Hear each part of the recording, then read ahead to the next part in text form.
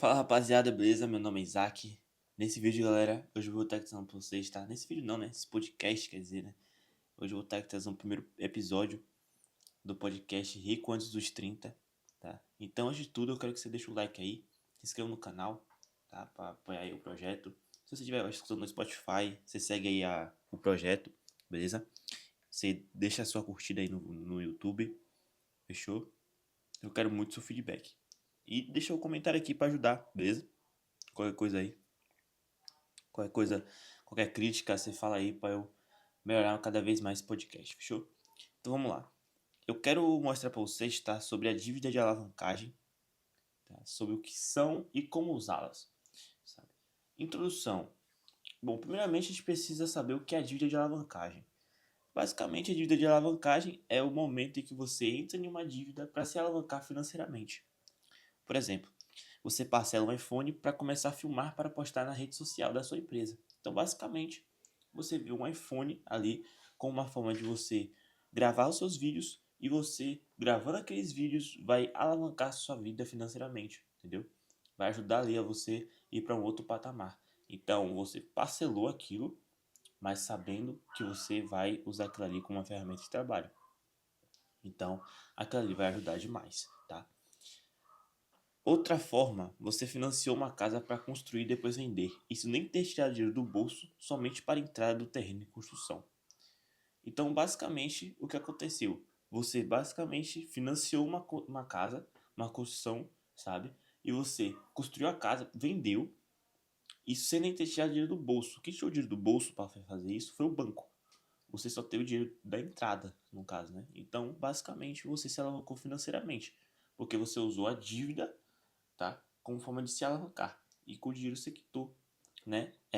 A parcela do financiamento, né? Você quitou o financiamento. Então, existe muito essa modalidade de negócio, né? Diversas construtoras fazem isso, como, por exemplo, a MRV. Se você parar para perceber, a dívida da MRV é gigantesca. Mas essa dívida gigantesca é puramente alavancagem. Porque o que acontece? Tem pessoas que quitam o financiamento, tá? Só que elas, ao invés de quitar o financiamento, elas pegam todo o dinheiro que teve da venda do imóvel, todo o dinheiro não, né? Todo o dinheiro sim, e deixa em um fundo não, em um investimento conservador de liquidez diária. Então, por exemplo, um CDB do Banco Itaú, pagando ali a 110% do CDI, rendendo ali 1% ao mês, basicamente ali, botando 1 milhão, ela tem 10 mil reais por mês, 120 mil por ano, sem fazer muita coisa, entendeu? Basicamente, ela só alocou o dinheiro ali do que ela vendeu do imóvel e o dinheiro vai rendendo. Então, ela não pagou a dívida. Basicamente, ela deixou o dinheiro no banco, sabe? O dinheiro alocado, né, no banco, na renda fixa do CDI, no CDB, quer dizer, e esse o rendimento mensal acabou pagando a própria parcela do financiamento. É tanto que pode acontecer vezes, tá? Que você pode sair com mais dinheiro quando você coloca numa aplicação mais conservadora, rendendo 1% ao ano. Você pode sair com mais dinheiro do que você financiaria e quitava, por exemplo, entendeu? Então entra muito aquele lance do custo de oportunidade. Dívida de alavancagem nos imóveis. Bom, basicamente, eu vou trazer um conceito, né, do livro Crédito Vale Mais que Dinheiro. Eu trouxe isso no meu podcast do Spotify, o meu pessoal, né? Bombou no Spotify, não bombou tanto no YouTube, mas fazer o quê, né? Então, basicamente é o seguinte: o crédito no mercado imobiliário pode ser a melhor ferramenta para você se alavancar, pois os grandes milionários usam o dinheiro dos bancos para construir casas e depois vender, podendo multiplicar o patrimônio e se alavancar financeiramente. Bom, basicamente o que acontece? Existe muito, né, o lance de você usar o crédito no mercado imobiliário, porque o mercado imobiliário oferece muitas oportunidades em quesito usar crédito. Por exemplo, tá? Por exemplo, você pode muito bem financiar um apartamento, dando uma entrada, lógico. Só que você financiando esse apartamento, você aluga esse apartamento e com o dinheiro do aluguel você paga as parcelas do financiamento. Então, basicamente, você não está tirando dinheiro do bolso para pagar o imóvel, você está tirando dinheiro do bolso do próprio cliente, Do próprio cara que tá alugando, que eu esqueci o nome, inquilino, isso. Do próprio inquilino para você quitar o imóvel. Então, basicamente, você só tirou o dinheiro da entrada, cara. E quando terminar a parcela dos financiamentos, você tem uma renda passiva pro resto da vida, entendeu? Que é o imóvel, entendeu? E, cara, por que é um bom business, né? Você alugar imóveis. Beleza, pode trazer dor de cabeça dependendo do empreendimento, tá? Existem empreendimentos que não dão dor de cabeça, sabe? Porque, tipo assim, meus pais têm casa alugada e eles não têm problema com inquilino. Muito pelo contrário, ele tem inquilino qualificados, sabe? Que, tipo assim, porra, nem termina o mês, o cara já tá depositando dinheiro pra pagar o aluguel, entendeu? Então, assim, é muito bom, entendeu? Esse tipo de cliente, no caso. Só que existe também tipo de cliente que é complicado, tá? Isso em qualquer setor de negócio, né? Tanto o mercado imobiliário quanto o mercado. Só que o que a gente o que a gente pode fazer é qualificar essa base de clientes, entendeu? Então, porra, se eu tô tendo clientes ruins, eu vou ter que trabalhar com outro tipo de imóveis. Outros tipos de imóveis que não dão dor de cabeça é o quê? Imóveis de alto padrão. Porque, por exemplo, nos imóveis de médio, pequeno padrão, muito dessas pessoas, elas acabam terceirizando a culpa no dono do empreendimento. Então, se der algum problema, eles vão chamar o dono do empreendimento, vão pedir para o dono do empreendimento cobrir o custo. Então, quando se trata de imóveis de alto padrão, o cara que é de alto padrão, ele vai cobrir aquele buraco sem precisar falar com o dono. Ele mesmo vai pagar um prestador de serviço, ou senão vai pedir uma indicação de prestador de serviço, né? Enfim, eles não dão muita dor de cabeça quanto um cliente ruim, sabe? E bom, falando sobre alavancar financeiramente, etc, né? O Banco da Caixa, que é o banco, né? Nosso banco brasileiro, ele é muito reconhecido sobre isso. Porque basicamente ele existe uma modalidade de financiamento onde você pode construir casas e basicamente o banco ele financia 80% da construção, cara. Então, você dá entrada, por exemplo, para comprar o lote, entende? Então, basicamente, o banco. Nossa, tô falando muito basicamente, tá ligado? Enfim. Então, o banco, cara, ele vai pegar aquela construção e vai financiar 80% dela.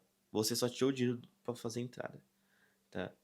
Existem até pessoas que já construíram essa casa financiada, que já conseguiram vender antes de construir. Então, basicamente, ela não tirou nenhum dinheiro do bolso para lucrar. Tipo assim, vai ter uma margem de lucro de 100%, tá ligado? Então, é absurdo esse lance aí. Esse lance aí da incorporação imobiliária, tá? Pode se configurar assim da incorporação imobiliária, só que a incorporação imobiliária ela depende muito do banco, do seu relacionamento com o banco. Porque, por exemplo, o banco não vai disponibilizar, cara, 1 milhão fácil assim para você construir um empreendimento, entende? É muito complicado você ter esse relacionamento com o banco para disponibilizar esse dinheiro todo, né? Para você construir um empreendimento de, sei lá, é, apartamento, sabe? Para vender apartamento. Depois eu falo sobre a incorporação imobiliária, né? Falando mais ou menos por cima, a diferença entre construção civil e corporação imobiliária, né, construir para vender, é basicamente a construção para venda, dependendo do que você está fazendo, é basicamente uma prestação de serviço. E não se trata, e é uma prestação de serviço e não uma, como pode dizer, e não você empreender de fato, sabe? Você está empreendendo sim, só que empreendendo de uma forma de prestação de serviço. Só que quando você faz uma incorporação imobiliária, você vende antes de construir. Você já vende antes de construir, o que é muito top. Você está vendendo na planta, cara. Então, quando você vende na planta, você consegue o dinheiro já alavancado dos consumidores. Mas para isso você precisa ter nome no mercado, tá? Inclusive o Pablo Marçal, né? Inclusive que eu vou falar dele, porque é um rapaz que eu admiro muito. Não vou mentir pra você. Eu gosto muito do Pablo Marçal. E ele também tem seu império de imóveis, né? E basicamente já falou muito sobre o seu império imobiliário. E também teve muito conteúdo dele, entende? Porque basicamente o Paulo Marçal, cara, ele conseguiu fazer um lançamento de 180 milhões Lançamento imobiliário esse que foi uma incorporação imobiliária e nem construiu a casa, foi só a planta. Foi só a planta do empreendimento e lucrou 180 milhões. Então, assim, é um mercado que é muito bom, sabe? Mas tem que saber jogar também, né? Enfim, é algo que eu vou tocando mais pra frente, tá? Como eu falei, não vou só tocar sobre assunto de imóveis, eu vou tocar assuntos sobre investimentos, sobre empreendedorismo, tá? Negócios, por que não? Porque gente, eu sou pequeno ainda, tá? Eu tenho 18 anos, mas, cara, eu sou empresário, eu sou investidor, entendeu? É, tô querendo investir no mercado imobiliário, sabe? Eu não quero ficar tão dependendo do que meus pais têm, sabe? Eu não vou mentir pra você, meus pais têm casa, meus pais têm imóveis, apartamento, tá ligado? Só que, tipo assim, cara, eu não ligo pra isso, eu quero construir o que é meu, tá ligado? O que vier deles aí, mano, beleza, eu vou cuidar, sabe? Mas eu quero construir o que é meu, sabe? Então, tipo assim, eu vou focar no que é meu, eu vou construir o que é meu, entendeu? Então eu vou construir empreendimento, eu vou construir, né, casa, apartamento, eu vou comprar apartamento, eu vou comprar imóvel, eu vou comprar casa de alto padrão, pra lucrar com isso, é lógico, né? Mas eu nem tô pensando tanto no patrimônio dos meus pais, tá ligado? Eu nem quero contar com isso, sinceramente. Eu quero construir o que é meu, entendeu? Porque, cara, para pra pensar comigo, tá? Só uma pausa. Qual é a graça da minha vida de ficar dependendo do império dos meus pais, sabe? Sendo que eu tô com 18 anos, eu tenho tudo pra curtir, né?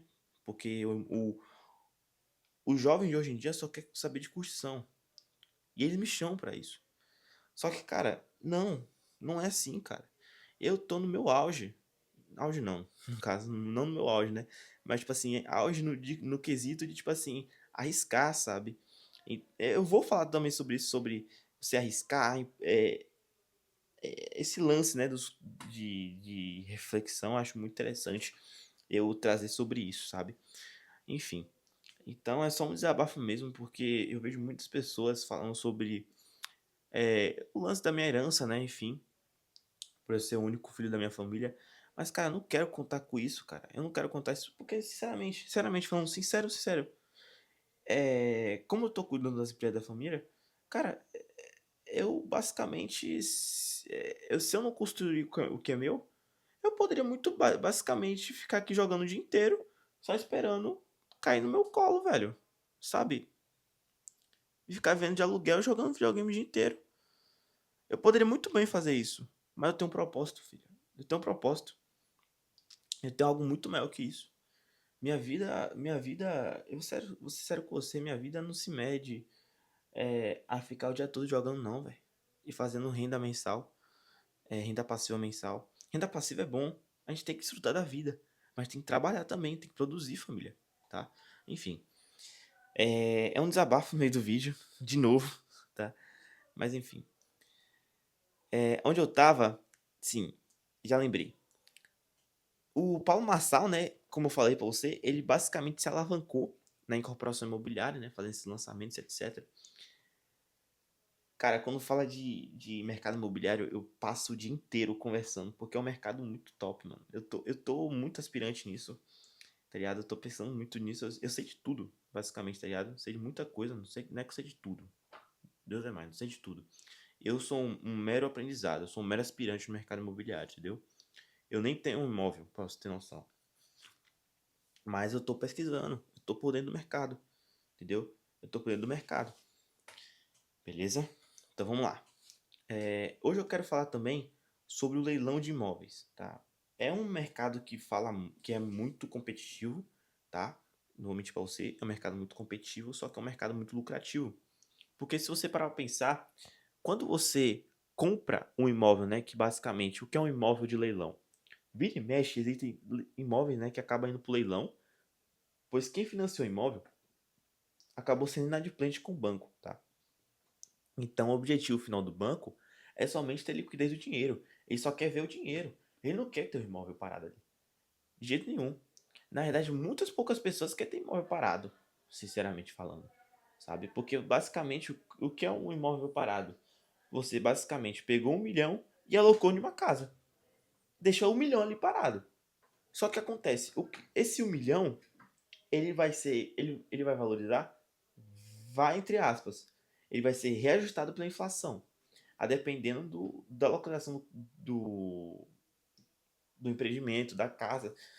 Entra muitos quesitos para compor o VGV do imóvel, que é uma coisa que eu vou ter que falar também, tá? Então, o banco ele só quer ter liquidez do dinheiro. Basicamente, ele pega o imóvel, né? Esse imóvel que o cara foi inadimplente com o banco e joga pro mercado. Só que quando você compra esse imóvel, né? Basicamente você está pegando a 60% a menos do VGV do imóvel, entendeu? Então você está pegando ali 60% do VGV, não, perdão, do valor de mercado do imóvel. Podemos se dizer que VGV e valor do mercado do imóvel pode ser a mesma coisa? Pode ser sim, tá? Dependendo da situação. Porque, por exemplo, se você está pegando um imóvel, tá? Você não vai pegar o VGV. Se você está comprando um imóvel na mão de uma pessoa, você não vai comprar o VGV de um imóvel. A depender da situação. Ali é o valor de mercado, porque entra muitas a questão do que? Comissão do corretor, tá? Que vai entrar no preço final. Isso é óbvio, tá? Vai entrar no preço final. Vai entrar também cara, vai entrar muito custo ali, tá ligado? O custo de marketing vai botar no preço final, lógico. Então, tipo assim, muita coisa por trás vai ter ali, né, para compor o valor de mercado daquele imóvel, tá? Então, podemos se dizer que VGV, valor de mercado do imóvel, pode ser, depende muito da situação, tá? Então, é bom a gente perceber aí que talvez ali é interessante a gente parar para pensar nisso. Mas como você pode fazer também, tá? Você basicamente está adquirindo um imóvel por 60% a menos, tá, do VGV, e você reformar ele e vender por um preço maior. Acontece muito, isso aí é famoso trade de imóveis, tá? House flipping, tá? Você pesquisa esse termo aí no YouTube, talvez você ache house flipping. Ah, me perdoe. Deu um espirro aqui, tá um frio na Bahia, enfim. Então, quando você para pra perceber esse lance do leilão de imóveis, você que, no outro lado, tem experiência com negociação, creio eu, né? Se você não tiver também, você vai saber sobre isso. Que é o seguinte, quando você está em uma negociação, você sabe que existe um lado que está precisando mais do que o outro. Isso é fato. Então, por exemplo, cara, vou dar um exemplo no mercado de bananas, que é um mercado que eu trabalho, tá? Totalmente, não é totalmente a ver com imóveis, mas a situação que eu vou mostrar aqui é parecida, tá? Com a situação que vai se enquadrar no leilão de imóveis, tá? Então vamos lá. Supondo que só eu tenho um banana boa, tá? Na Ceasa, é onde eu trabalho, Ceasa. Só eu tenho um banana boa e o pessoal tá procurando preço, tá ligado? Só que eu boto o preço assim, é o preço da banana, sabe? A custo, a margem de lucro ideal. Às vezes a gente abaixa a margem de lucro, né? Para vender para o cliente. Mas enfim. Geralmente, né? Geralmente o preço é normal. Tá? Tem que fazer o preço normal mesmo. Para manter o custo, para manter a operação funcionando, lógico, né?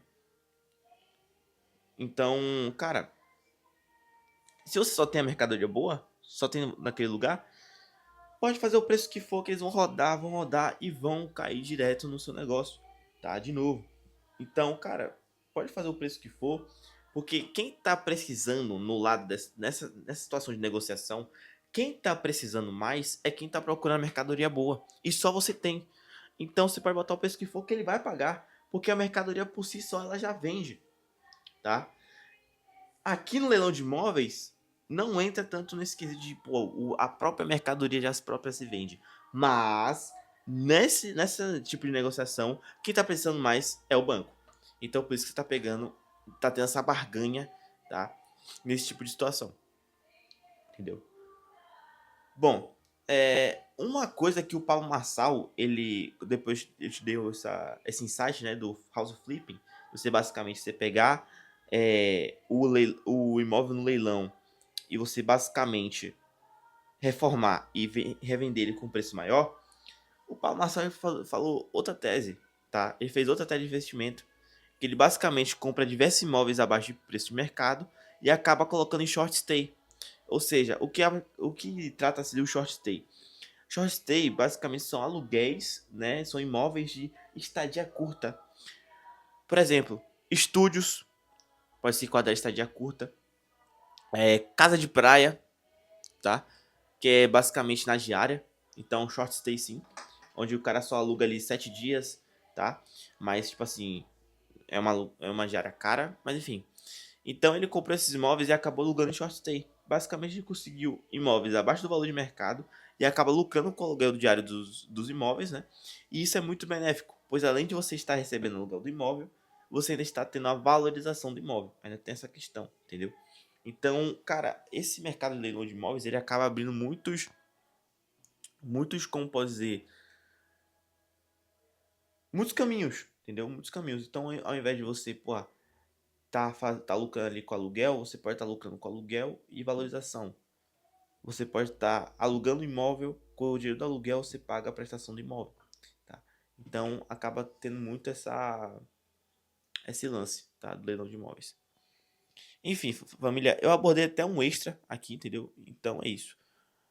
Espero que vocês curtiram o podcast, esse foi o primeiro episódio. Eu vou ver aqui como vai ser a frequência. Muito provavelmente essa frequência vai ser baixa, tá? Vou estar postando ali 1, 2 vezes na semana, tá? Porque esse episódio aqui, que esse podcast aqui não é o intuito de, tipo assim, realmente fazer aquilo ali acontecer, tipo assim, grande, sabe? É só uma coisa que, um projeto paralelo mesmo, sabe? Pra agregar mesmo, de fato. Tudo que eu tô fazendo aqui é pra agregar, entendeu? Porque eu me vejo como um grande empresário lá na frente, entendeu? E eu quero ter muitas pessoas que me inspiram no meu trabalho, entendeu? Porque, família, eu poderia muito bem, como eu falei pra vocês, eu poderia muito bem tá cuidando aqui do negócio dos meus pais e tá jogando aqui o jogo o dia todo. Mas eu não quero isso, eu quero mais. Eu quero mais, mano. Quero mais. Eu quero ser um cara extraordinário, mano. Eu quero ser um cara grande.